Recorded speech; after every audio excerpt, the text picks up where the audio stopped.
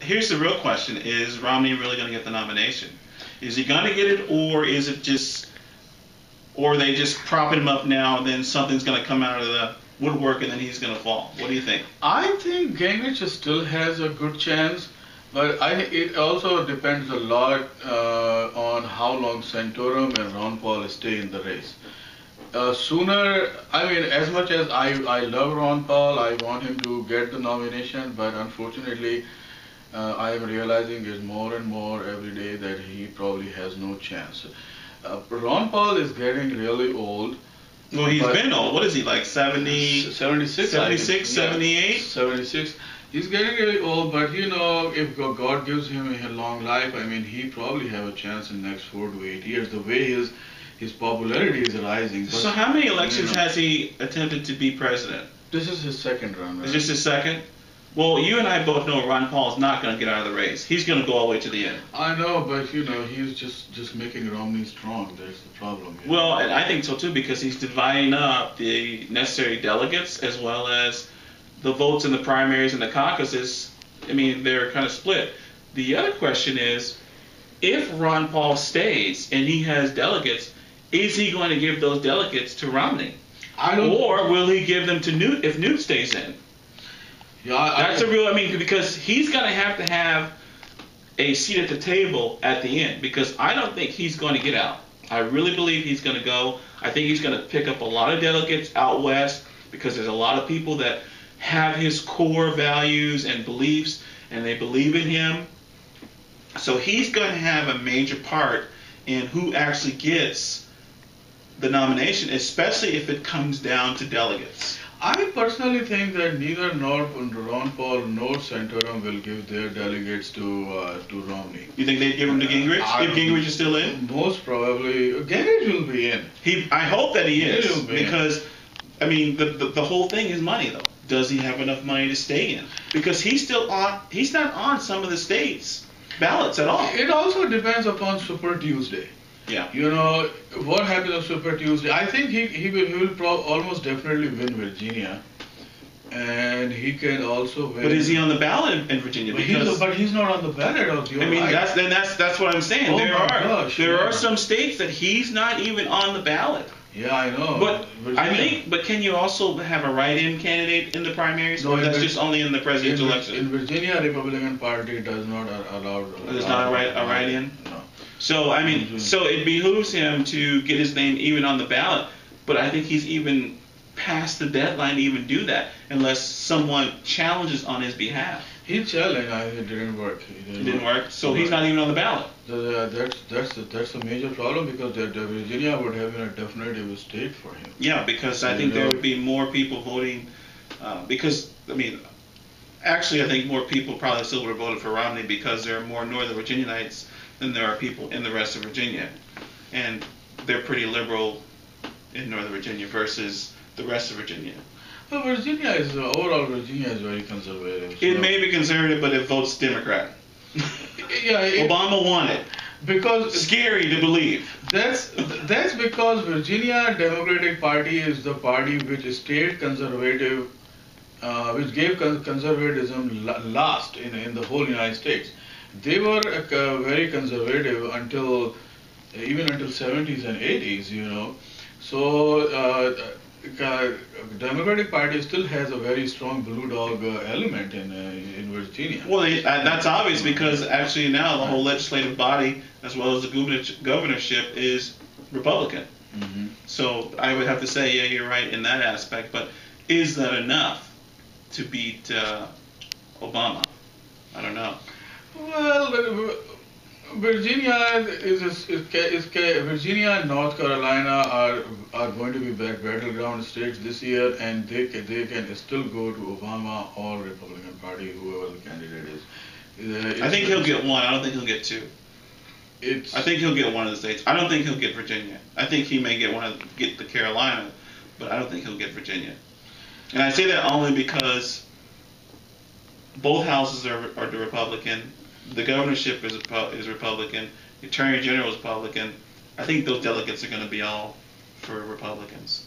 You and I know both how that works. I mean, that electoral college, I don't even know how that's even constitutional. The the only thing is that Northern Virginia's population keep rising, and Democratic Party is very strong in Northern Virginia. This is true because you have a lot of Marylanders who are very liberal who have actually transplanted from Maryland to Northern Virginia because of the tax craziness that's going on in Maryland. So you have a point there, but I think overall still it's more conservative when you get further down into out of the Beltway. I feel like that. Even here in Woodbridge, it's everyone is conservative. Everyone is Democratic Party.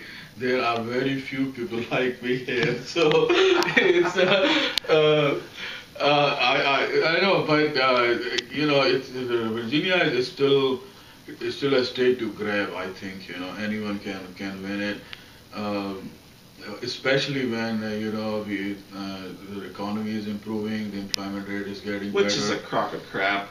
It's not crap. It is crap. Yeah, no. You see, in January people. Let me ask you this.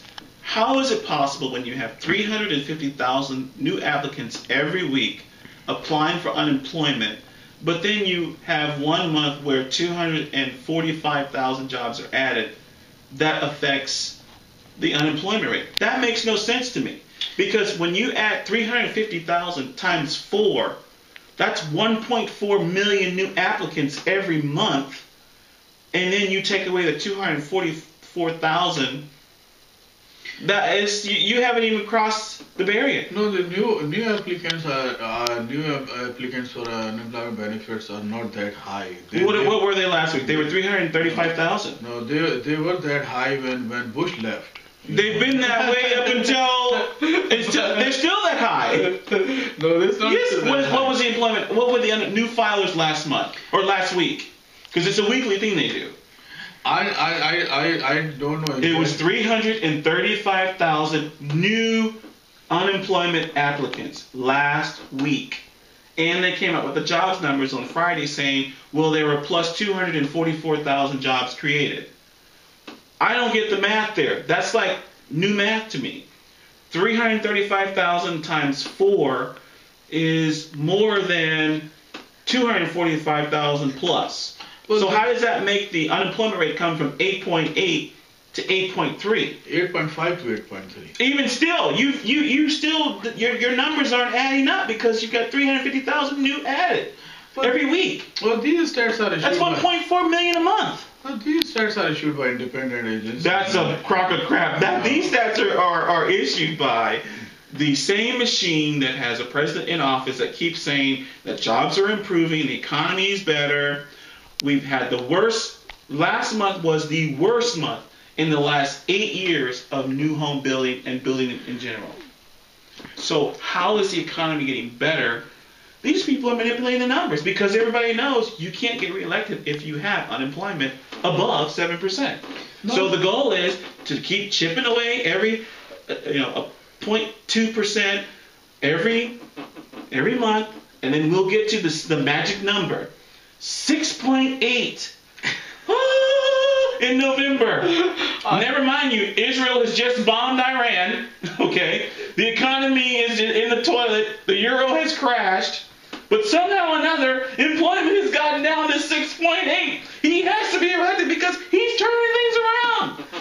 I don't think it's going to. That's a crock of crap. You know it. It's not going to be at 6.8%. I think. Oh yeah, they're going to get it there. And we can have a bet right now that it will be 6.8 before November. I can guarantee you it will be 6.8, and I'm going to tell you the reason why. Because they have to get it to that number. If nothing else happens in the world, if everything in the world is perfect, which we know it will not be, they're going to still have it at 6.8. Never mind, there's 500,000 new people applying for unemployment every freaking week, which brings that total up to 2 million people a month.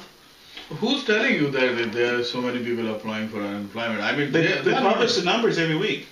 Every week they do this. They publish new filers every week. And we haven't even talked about the people who have already given up on looking for a job, as well as the underemployment. I mean, those people haven't even been factored in this magic number that they keep bringing down every month. It started at the beginning of the year. We're like, oh, it's at 9%. And now in February, it's at 8.3. We haven't had that many new jobs created. We have. That's crap. Uh-huh. Come on. Yeah. See, it is a general impression that out of all the major economies that were seriously impacted by the recession, which includes Europe and Europe is beyond impacted by the recession. The euro is dead. Period. Even the European Union is almost dead. That's my point. So how are we all coming out of this recession when everybody does not see any life at all? This is Obama measure. we have the best recovery in the whole world. We haven't recovered. We are recovering. We are not recovering. We are. Listen, man, I'm just looking at this thing on food banks, okay? This is in New Jersey. This is a pretty pro-work state. I mean, they've got unions all over the place. They said they have more people now than they've ever had coming to shelters for just assistance. The people who used to be donating the food are the people who are now receiving the food. These are middle-class families. These are lower-income families, but most of them were middle-class working families who were actually donating to the shelter. Nothing. They are coming there for food. I drive by a food bank every morning when I leave to go work out at the gym. The parking lot is packed. I have never seen that before. When you tell me the economy is turning around, that's a lie, because I see people who are middle-class people who don't have jobs, who are on unemployment and still can't feed their families. You know the maximum you can get for unemployment? $378 a week. Mm-hmm. Can you live on that? No. Exactly. So when you tell me the economy is turning around and I see more and more people applying for this benefit, which is crap to begin with, how's the economy getting better? See, the problem is that, there is still 8.3% unemployment. It's more than that. This is huge. And there are a lot of people underemployed because they just accepted whatever they got. And there's people who aren't even applying at all anymore. People are not even applying for the job, So the actual rate is actually higher. But I'm trying to understand, where are these new jobs that they say are being created? Where are they at? I mean, we live in the best area in the country, and I don't see those jobs being created here. In our area, it's mostly government jobs, which are going down. And they're planning on cutting government jobs. Yeah, which are going down. But, it's mostly the small businesses that are adding jobs, How? I don't know how. I'm a small business. I don't know how they're able to add when you don't know what your taxes are going to be, when you don't know what's going to be happening with anything. I don't know. How is it happening? How are they making it better? How is the economy turning around? That's my question. I don't see it. I see the stock market playing games. It's like a yo-yo. One day it's 200 points up, the next it's 140 points down. I look at my 401k, it's like... The stock market... But I'm saying, that's what they're using. That's what he uses as an indicator of saying, well, you can see by the signs of the stock market that the economy is turning around. What happens when Israel bombs Iran? Oh, that's going to be really bad. Oil prices are still going up. The problem is that the speculation is in our economy is so high that if once the price go up, and then even if it stabilizes, it goes down, or keeps going down, it makes a much longer period to price to go down on the pump. Oh, absolutely. It's not even reflective.